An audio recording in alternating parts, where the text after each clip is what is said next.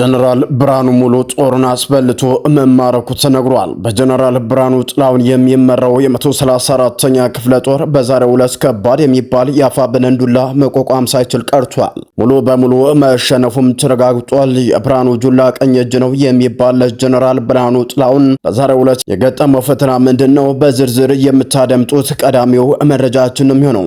አገዛዙ በበርካታ የምክክር ኮሚሽን ውሳኔዎች ላይ ጣልቃ እየገባ መሆኑ የሚያሳይ መረጃዎችም ወጥተዋል። አብዛኛው የምክክር ኮሚሽኑ አጀንዳ በአብይ አህመድ ትዕዛዝ እንዲተላለፉም ተነግሯል። ባንዲራውን ጨምሮ በርካታ ውሳኔዎች አነጋገርነታቸውን እንዲሁ ቀጥለዋል። ለመሆኑ በዚህ ጉዳይ ያገኘነው መረጃ ምንድነው? በዝርዝር የምታደምጡት ሌላኛው መረጃችን አድርገነዋል። ከምክክር ኮሚሽኑ ጋር ተያይዞ የወጡ ያሉ ሌላ መረጃዎችም አሉ። የተወሰኑ ውሳኔዎች አሉ። ሁሉንም ውሳኔዎች በርካቶች እየተቃወሙም ይገኛሉ። በተለይም በኦሮሚያ ክልል ምክትል መስተዳደርና እንዲሁም በፕሬዝዳንት ሽመልስ አብዲሳ ተይዞ በርካታ መረጃዎች እየወጡ ይገኛሉ። ከምክክር ኮሚሽኑ ጋር ተይዞ ሽመልስ አብዲሳን ጸጉሩን ያስነጨው ጉዳይ ምንድነው? በዝርዝር የምትመለከቱት ሌላኛው መረጃችን ይሆናል። እስከ ፍጻሜው ድረስ አብራችሁን ቆዩ። እነኝና መሰል መረጃዎችን በዝርዝር ወደ እናንተም የምናደርሳችሁ ነው የሚሆነው። በቅድሚያ ግን ለቻናላችን አዲስ ከሆናችሁ ላይክ፣ ሼር እንዲሁም ሰብስክራይብ በማድረግ ቤተሰብ ይሁንያል። ቀጥታ ወዳገኘናቸው መረጃዎች አመራን።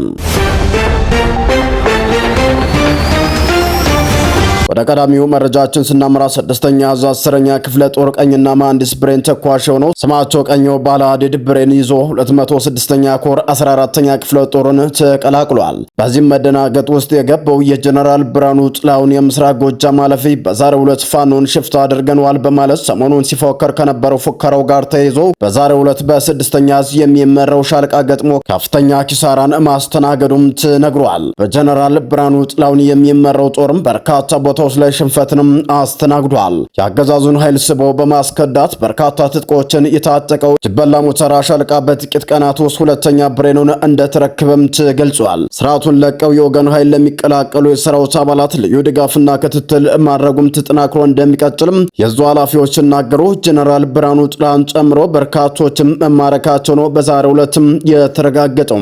በሌላ ሰበር የድል ብስራት መረጃ የአፋብኃይል ጎንደር ጠቅላይ ግዛት በላይ ዘለቀ 52ኛ ክፍለ ጦር አንደኛ ሬጅመንት በአብዮ ማሮ ሻምበል የተሰየመው በጠላት ላይ ከፍተኛ ጉዳት ማድረሱንም ቀጥሏል። በዛሬው ዕለት በመካከለኛው ጎንደር ዞን ላይ አርማጮ ወረዳ ቀበሌ ልዩ ጎጡ ጉድጓድ እስከሚባለው ቦታ ጥምር የጦር ኃይሉ ላይ ከፍተኛ ኪሳራ እንዳደረሰ ነው መረጃዎቻችን የጠቆሙትም።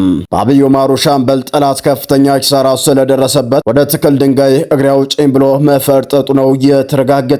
በሌላ አሳዛኝ መረጃ በምስራቅ ጎጃም አነደድ ወረዳ ከምሽቱ 11 ሰዓት ከ40 በተከታታይ በተፈጸመ የመድፍ ጥቃት በርካቶች ጉዳት ያስተናገዱ መሆናቸውም ተረጋግጧል። ከምሽቱ 11 ሰዓት ከ40 ገደማ ባነደዱ ወረዳ ጨንደፎ ቀበሌ በንጹሃን ላይ በተፈጸመ የመድፍና የድሮን ጥቃት ከባድ የሚባል ሰብአዊ ቀውስ መፈጠሩን አካባቢ ላይ ያገኘነው መረጃም ጠቁሟል። በደብረ ማርቆስ ከተማ የምስራቅ ጎጃም ካድሬዎችን ሰብስቦ ፋኖን ሽፍታ አድርጌዋለሁ ሲል የዋለው ሜጀር ጀነራል ብርሃኑ ጥላውን የንጹሃንን ደም በመድፍ ሲያወድም ከዋለ በኋላ በዛሬው ዕለት መማረኩም ተረጋግጧል።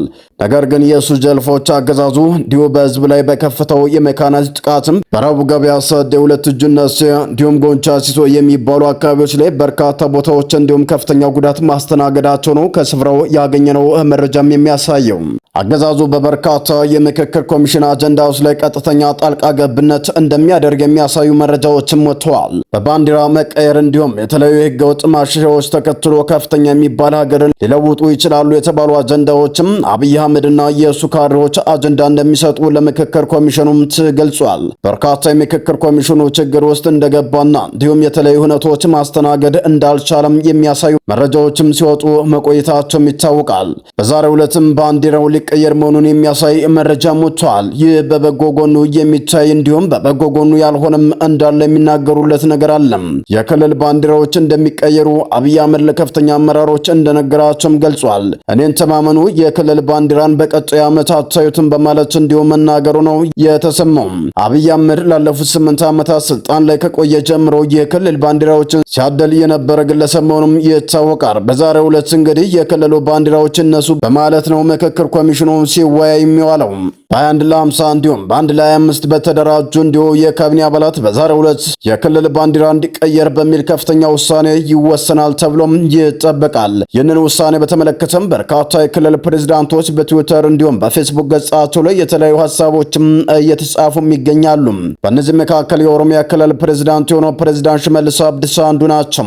ይህንን ያልተጠናና ህዝቡን ያላማከለ ውሳኔ ነው ሲሉም ነው የገለጹትም። የባንዲራ ውሳኔ ማለት ነው ባንዲራ ሊቀየር አይችልም የአንድ ሰው እንዲሁም የአንድ አካባቢ ማንነት ነው በማለት ነው የኦሮሚያ ክልል ባንዲራ ይቀየራል በሚል ስጋት ከጻፉት መካከልም አንዱ ሆኗል። ከዚህ በተጨማሪም የተለያዩ ካቢኔ አባላቶችም እንዲሁ በኦሮሚያ በኩል ማለት ነው ከፍተኛ ተቃውሞ እንዳስነሳ የዚህ ባንዲራ ጉዳይ የሚያሳዩ መረጃዎችም እየወጡም ይገኛሉ። ከዚህ በተጨማሪም በርካታ የኮሚሽኑ አጀንዳዎች ተቀርጸው ለህዝብ ውይይት ይፋ መደረጋቸውም ተነግሯል። ከእነዚህም መካከል የህገ መንግስቱ ቀየራ አንዱ መሆኑ ተሰምቷል። ከህገ መንግስቱ ጀምሮ በርካታ የህገ መንግስቶች አንቀጾች ይለወጣሉ አሊያም በአዲስ ህገ መንግስት ይተካሉ በሚል በርካቶችን እያነጋገረና ያወዛገበ መረጃዎችም ወጥቷል። ይህም ለአጀንዳ ከቀረቡት መካከል ሌላኛው ነው። ከዚህ በተጨማሪ በወልቃይትና ራያ አካባቢዎችም ላይ የተወሰኑ ውሳኔዎች አሉ። ወልቃይትና ራያ በገለልተኛ በኮንፌዴሬሽን ራሳቸውን እንዲያስተዳድሩ ሊደረግ እንደሆነ መረጃዎች ወጥተዋል። ወልቃይትና ራያ የአማራም የትግራይም አካባቢ አይደሉም፣ ራሳቸው በራሳቸው እንዲያስተዳድሩ የህዝብ ተሳትፎ ሊደረግባቸው ይገባል በማለት ነው ምክክር ኮሚሽኑ ለምክክር ኮሚሽን ኃላፊዎች እንግዲህ ይህንን አጀንዳ ቀርጾ እንዳስተላለፈ ውይይት እንዲደረግበትም ሀሳብ እንደተሰጠም የተረጋገጠው። ይህ ነገር ግን በርካቶችን እንዳበሳጭና እንዳወዛገበ እየተፈራ ካሉ መረጃዎች መካከል አንዱ ሆኖም አግኝቼዋለሁ። ከዚህም በተጨማሪ በርካታ የምክክር ኮሚሽኖቹ አጀንዳ ውስጥ ተቀርጸው ወጥተዋል። እስካሁን ድረስ ግን በውይይት ደረጃ ነው የሚገኙት። ምንም አይነት እስካሁን የተወሰነ የረቀቀ አጀንዳ እንደሌለ ነው የተረጋገጠው። ነገር ግን በእነዚህ ቀድሜ በነገርኳቸው አጀንዳዎችና በተለያዩ ሌሎች አጀንዳዎች ላይ እስካሁን ድረስ ምክክር ኮሚሽኑ ምክክር እያደረገበት እንደሚገኝ ግን መረጃዎችም ጠቁመዋል።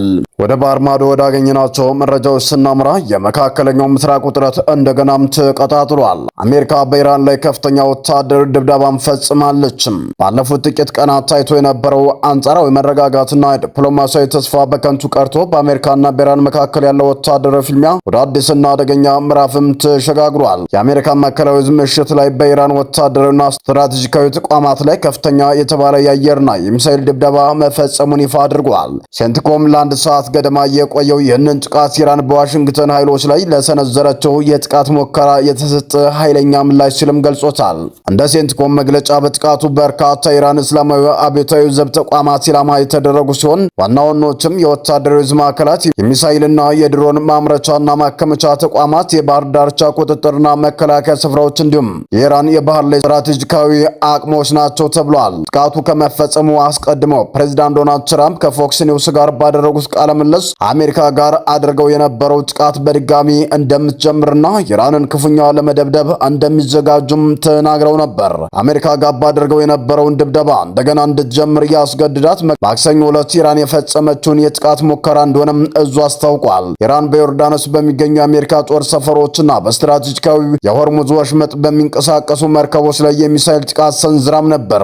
አሜሪካ የተተኮሱትን ሚሳኤሎች በሙሉ እንዲከሽፉ ማድረጓን ገልጻለች። የኢራን እስላማዊ አብዮታዊ ዘብ በበኩሉ በዮርዳኖስ የሚገኘው የአሜሪካ የአየር ኃይል ጦር ሰፈር ኢላማ ያደረገው በአሜሪካ ለተፈጸሙ የጥቃት ድርጊቶች ምላሽ ለመስጠት እንደሆነም አስታውቋል።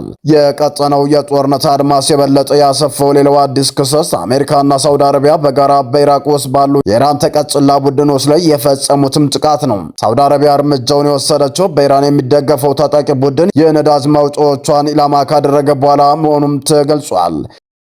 ሰላም ጤና ይስጥልን። የተወደዳችሁና የተከበራችሁ የሚዳችን ቤተሰቦች ለሰዓቱ የነበሩን መረጃዎች እነዚህን መስሉ ነበር። በሌላ መረጃዎች እስከምንገናኝ በያላችሁበት ሰላም ቆዩልን።